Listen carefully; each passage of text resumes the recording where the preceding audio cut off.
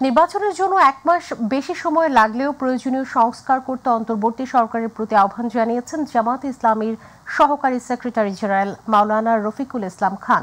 রাজধানীর ডিপ্লোমা ইঞ্জিনিয়ার্সে পেশাজীবী বিভাগের উদ্যোগে সদস্য সম্মেলন অনুষ্ঠানে আহ্বান জানান তিনি বলেন, জোড়াতালি দিয়ে ভোটার তালিকা সংশোধন করে নির্বাচন দিলে জনগণ মানবে না। বিগত সরকারের আমলে অবৈধ ভোটারদের বাদ দিয়ে নতুন করে ফ্রেশ ভোটার তালিকা প্রণয়নের আহ্বানও জানিয়েছেন জামায়াতের নেতা।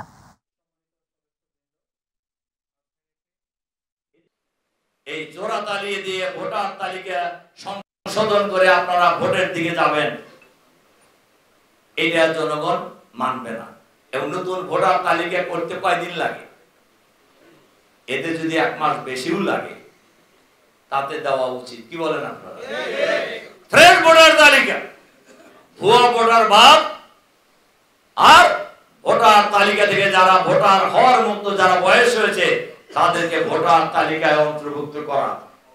ফ্রি ফেয়ার ক্রেডিবল ইলেকশনের জন্য এটা একটা পূর্ব শর্ত।